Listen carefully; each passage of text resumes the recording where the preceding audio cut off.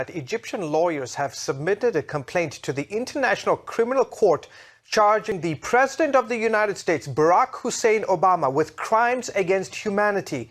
CBN contributing correspondent Raymond Ibrahim is the first to break the story in the U.S.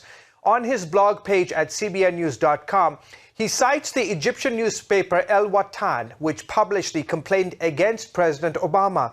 The complaint accused the president with being an accessory to the Muslim Brotherhood, which incited violence across Egypt earlier this year.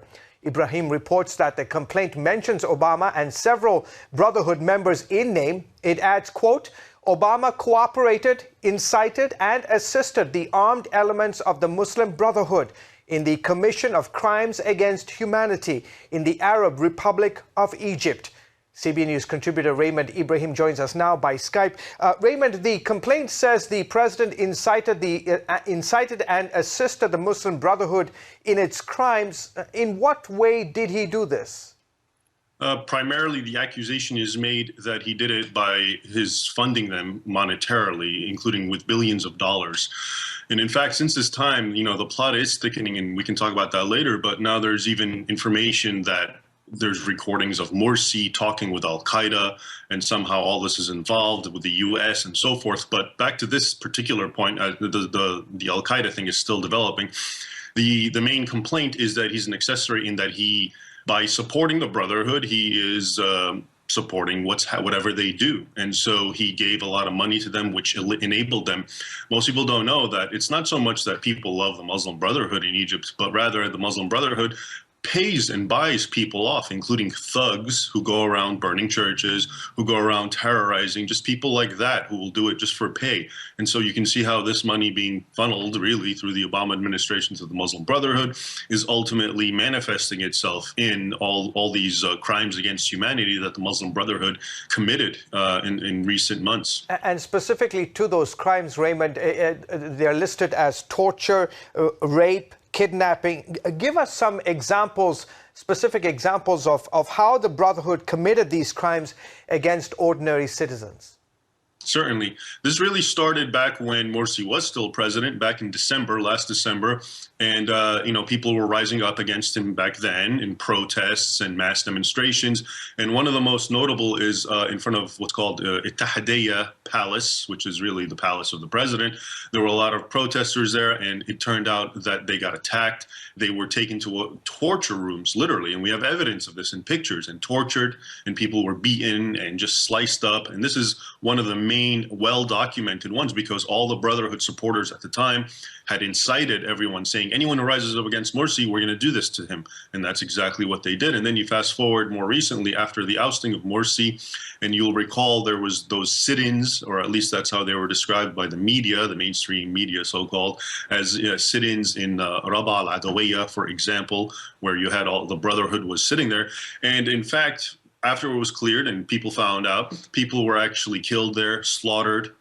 They found mass graves of bodies of people who tried to escape. One man, there's a video of him, pictures of him, they chopped his finger off according to Sharia law because they accused him of stealing.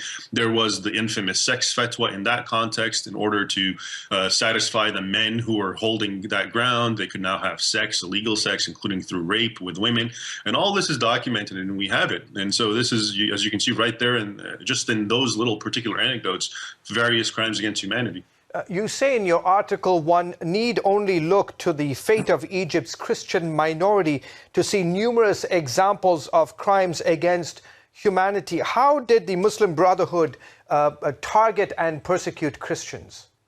Immediately after the ousting of Morsi, the top Brotherhood leadership, beginning with the general guide, who's really the supreme leader, Mohammed Badia, the top guy, as well as people like Sheikh Yusuf al-Qaradawi, who's like even really the spiritual father of the Muslim Brotherhood, and any other, Safwat Higazi. These are names most people are not familiar with, but these are top Brotherhood leaders.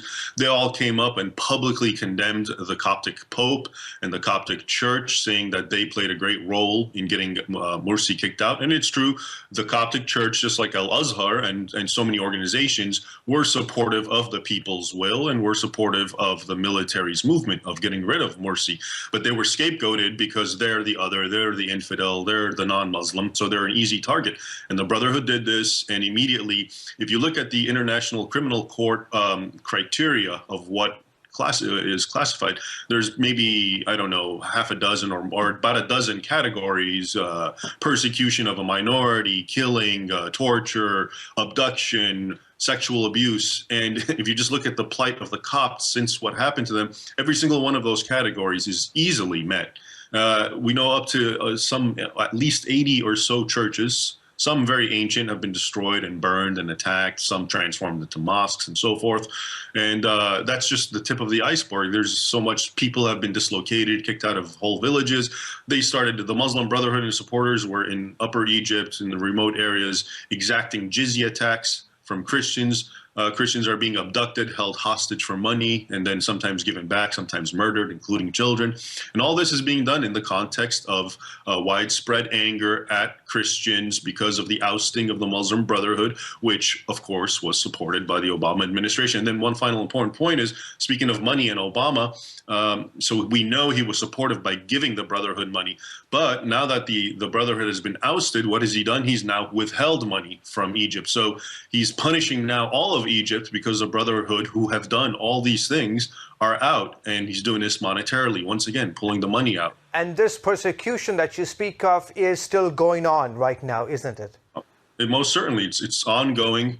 And, you know, it's just, I mean, 85 churches. Imagine if, 85 mosques were attacked, how this would be all over the media, and just all these politicians would be condemning it, chief among them Obama. And yet you get nothing but silence, and they're just being scapegoated for the Brotherhood, who is being supported. And a final tie of how we know the Obama administration is so supportive of the Brotherhood is if you look at the actions of top U.S. officials, starting with the ambassador to Egypt, Ann Patterson, who was one of the most hated figures in Egypt because of her so blatantly obvious pro-Brotherhood politics. And she actually, when people were going to revolt in the revolution, she tried to stop the Copts, saying, no, don't go out, and they were the ones who were already suffering. And she tried to get all kinds of other Egyptians not to go out. And then you have John McCain and Lindsey Graham, Hillary Clinton. All these people, by their words and deeds, have shown their support for the Muslim Brotherhood. It's very clear they want them either back in power or at least not being tried. And I believe they don't want them to be tried because a lot of ugly secrets above and beyond what we're discussing will be revealed. And why did the president align himself with the Muslim Brotherhood in the first place? Well, the Muslim Brotherhood is a very old organization. It has its tentacles everywhere. Another new report just came out talking about all the various Muslim Brotherhood operatives in America, including a lot of them are centered around D.C. The accusation is well known that they're Muslim Brotherhood members, sympathizers, and so forth in the White House, all around the government.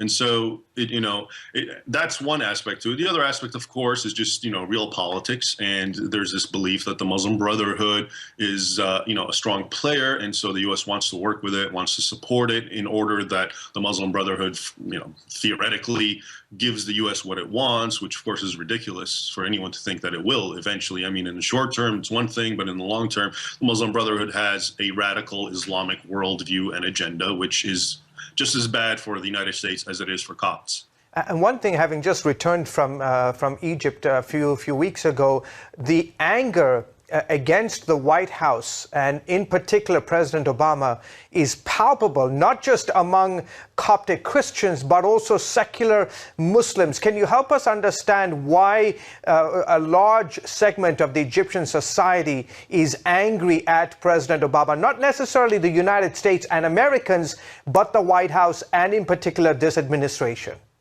Well, you're absolutely correct. And the reason this anger is so widespread is because in Egypt, all these things that we're talking about are well known. People there are watching the news or following events. They're seeing the evidence with their own eyes, videotapes and discussions that make unequivocally clear that the Obama administration, has the back of the Muslim Brotherhood, to put it colloquially.